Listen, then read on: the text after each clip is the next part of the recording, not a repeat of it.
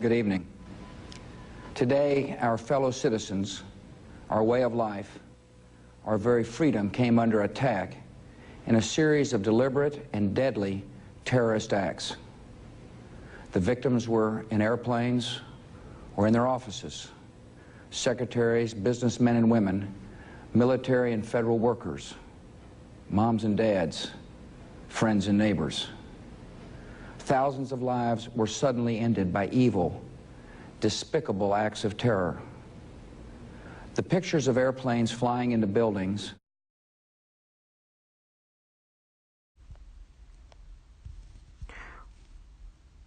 How have you been affected by discrimination in the United States? Do you have any stories or experiences that you wouldn't mind talking about and sharing? He answered, "Discrimination is a reflection of ignorance, a lack of education, not math or science, but lacking life education and experience.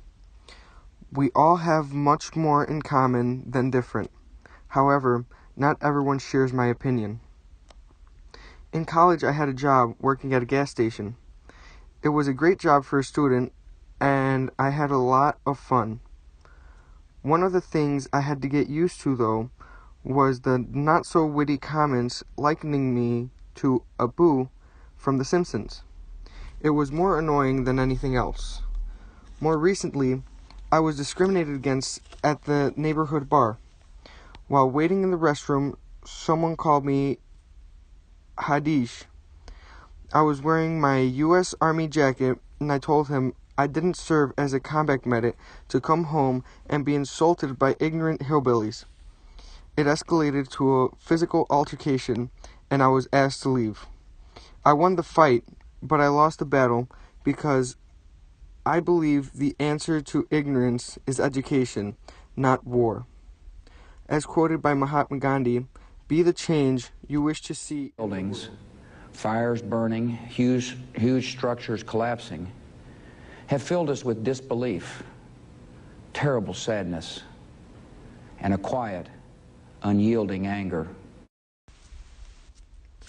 When asked, do you believe that all people who appear to be Middle Eastern are all discriminated the same?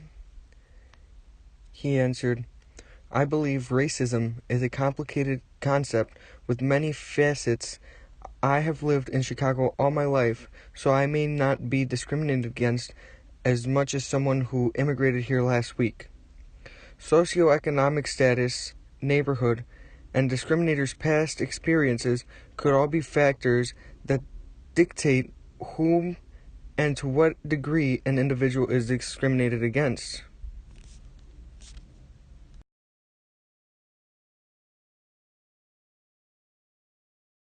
Well, this thing is worthless, like my Palestinian alarm clock. Allahu Akbar! Ground Zero. So this is where the first guy got AIDS. Peter, this is the site of the 9/11 terrorist attacks. Oh, so Saddam Hussein did this? No. The Iraqi army? No. Some guys from Iraq? No. That one lady who visited Iraq that one time? No, Peter, Iraq had nothing to do with this. It was a bunch of Saudi Arabians, Lebanese, and Egyptians financed by a Saudi Arabian guy living in Afghanistan and sheltered by Pakistanis. So you're saying we need to invade Iran? When asked, what are the causes of Islamophobia, and is there anything being done to combat it?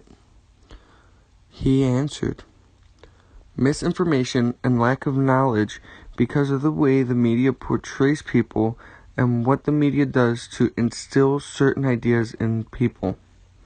The lack of knowledge is partly because of the administration of the Islamic religion. Because of the lack of knowledge, there is a faction of Muslims acting ridiculously in the name of religion. And to the question, is there anything being done to combat it? I have no answer. However, if I were to come up with a solution, I would say that the first step would be trying to educate the members of the radical Islamic group and show them that what they are doing is not what's supposed to be interpreted. Education is power, and therefore we shouldn't blame the religion It's the people who misinterpret and then decide to act on their misinterpretations.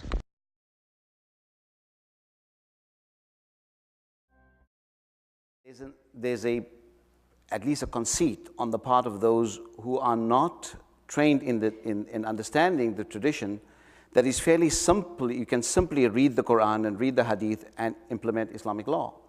So there is that problem, the lack of a literacy to understand the Islamic tradition, that in part contributes to the confusion about Sharia. Mm-hmm. Second is that those who perform in the name of Sharia, by that I mean the ulama tradition at large, oftentimes go for legal formalism and forget that the message and the essence behind those forms is an ethical project. And an ethical, for lack of a better word, I use the word project, but an ethical set of practices that must be completely internalized according to which one lives. Now, the difficulty that you have is that there's a great deal of enthusiasm in order to restore Islamic law, but the lack of literacy amongst those who are advocating it precludes dissent, because of when you read the text and you just understand the text on face value, you would say that there's no further discussion. And that's what we have in the late 20th century, early 21st century, that people running around what I call, dial-a-verse Islam. That is, you just pick up one verse, dial a verse, dial a verse. 1-800, dial Quran, etc. Right, yes, right. So you have the same kind of thing of, dial a verse Islam, and then you take the verse, and then you perform, and you run with it, and, God help you if you're in the way, mm-hmm. Okay? And so I think the impoverished rate of literacy, and I think there's a greater crisis. As much as there's a rhetoric for Islamic reformation, the resources in Muslim societies are unavailable to translate that into reality. Everybody in Muslim societies want to become an engineer and an engineer and an engineer.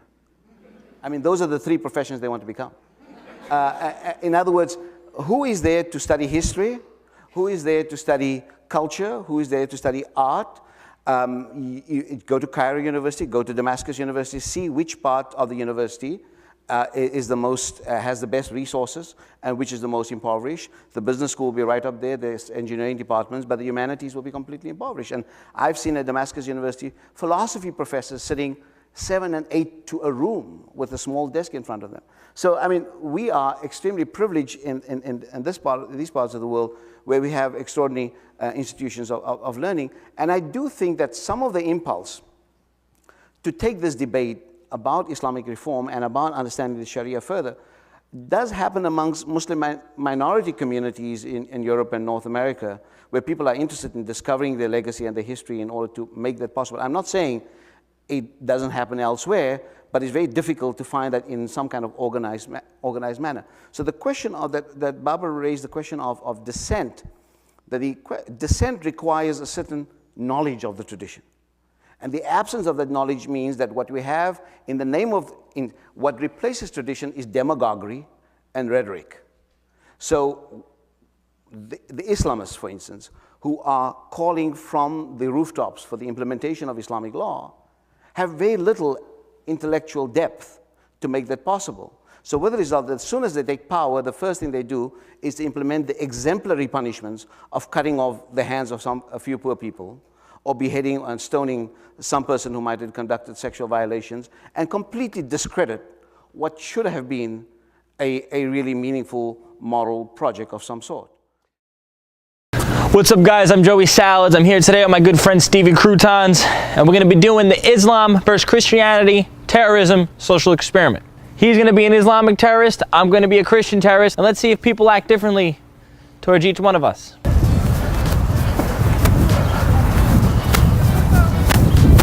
Allah Akbar.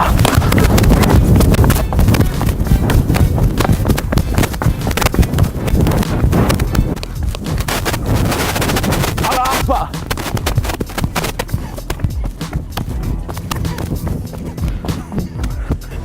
Did you think it was a bomb? Yeah, it was close, maybe. Yeah. Allah Akbar!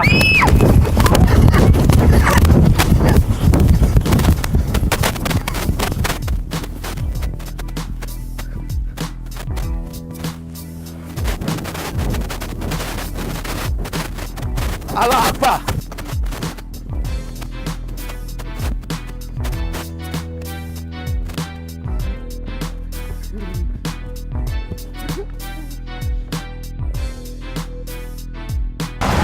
Praise Jesus.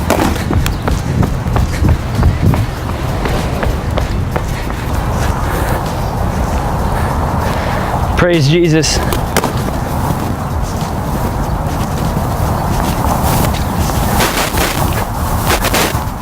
Praise Jesus. What the f? Praise Jesus.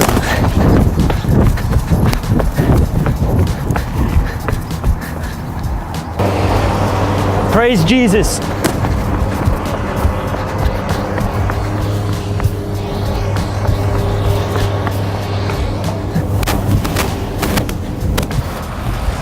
Praise Jesus.